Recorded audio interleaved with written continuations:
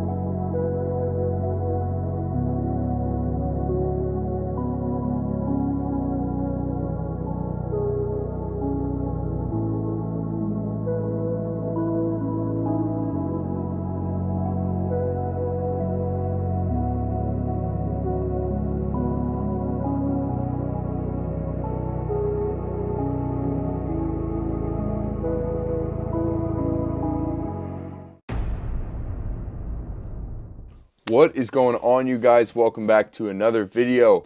If you guys don't know who I am, my name's Blaine Riley. If you don't already, please subscribe, drop a like, drop a comment.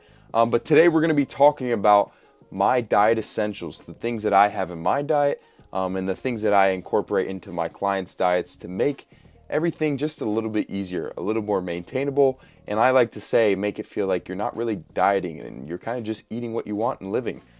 So we're going to go ahead and dive right into this. From this list, please comment your favorite diet food, or drop a diet food that I didn't mention so that we can all learn something. Maybe we'll start incorporating it into our diet.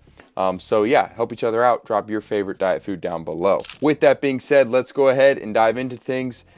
First, we're going to go ahead and knock this out of the way. Now, I do recommend eating kind of like just the traditional bodybuilding diet for some meals. Like if you're trying to lose weight and cut calories, or you're on a fat loss journey, or you're just cutting down for a bodybuilding show, whatever you're doing, the goal is like getting leaner. Obviously, we always just want to have lean meats. If you have super fatty meats, it's just going to add a bunch of unnecessary calories. Now, I do recommend like good beef and good salmon, like fatty salmon, which are kind of higher calorie meats. I recommend introducing those into the diet here and there. But right now, while we're dieting, we kind of want to be careful with those just because they are higher calories. So we're going to stick to lean meats like 93.7 lean ground beef, some lean turkey, and chicken, of course, and then also fish. So those are kind of like the essential proteins that you can kind of build your meals off of.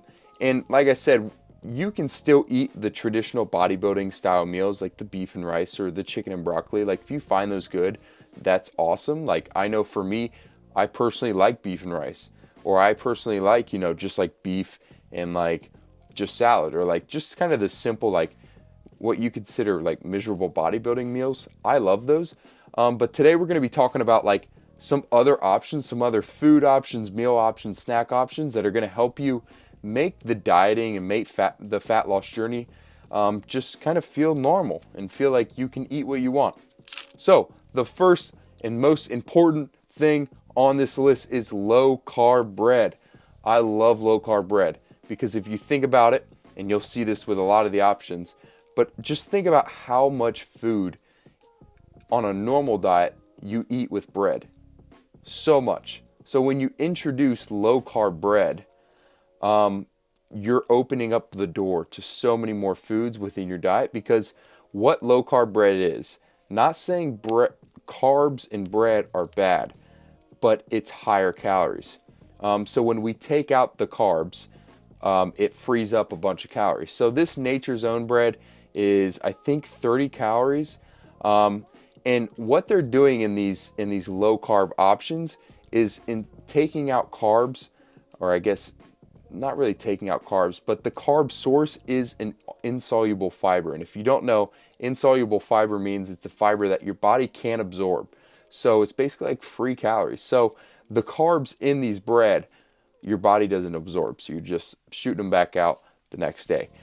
So I love using this bread. I honestly don't taste the difference. And if you just think about how many foods you can make when you introduce bread into your diet. So like, obviously you're going to wake up and eat the traditional eggs.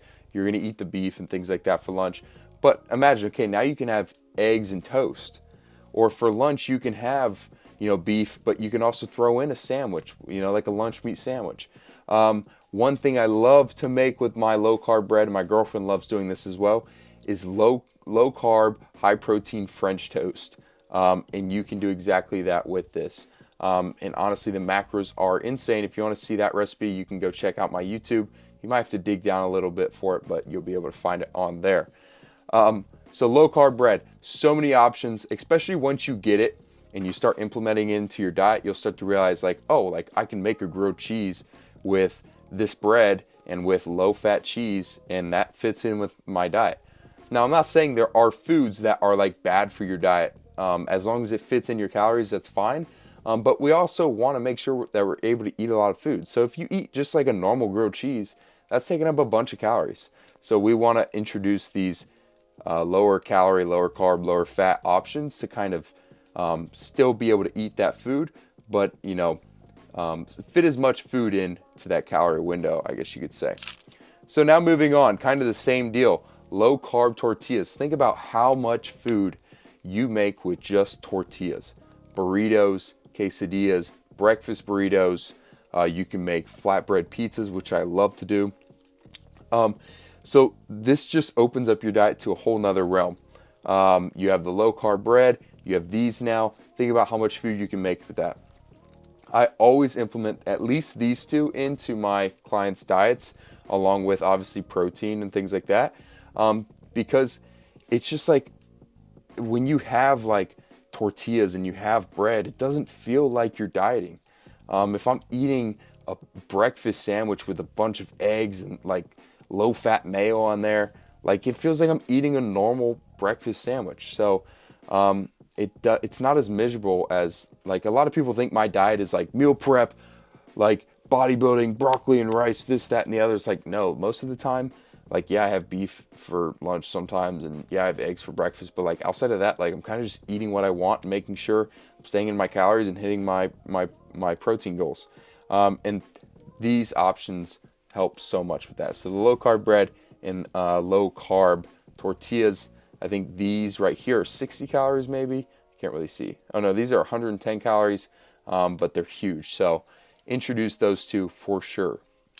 Next up, we got fat-free cheese. Fat-free cheese is awesome. Like I said, you can make like flatbread pizzas with those tortillas. So the fat-free cheese comes in handy then. You can also throw the fat-free cheese in on your eggs, or honestly whatever you use fat-free cheese for.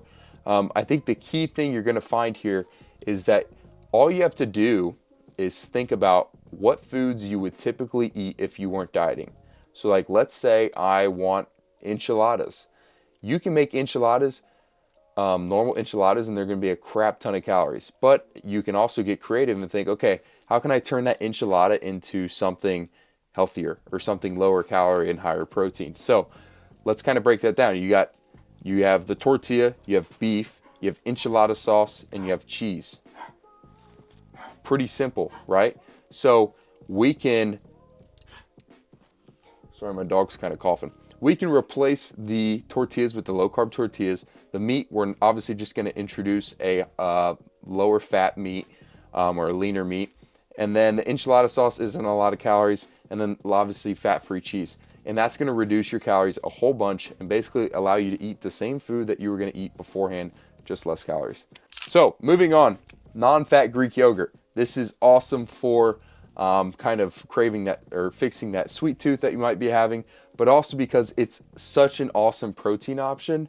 I like to eat like 2 or 3 bowls of this a day because it kind of goes with everything. You can like put Mio in it or put like those drink pouches in it, 0 calorie drink flavor pouches in it, and make it taste like Go-Gurt.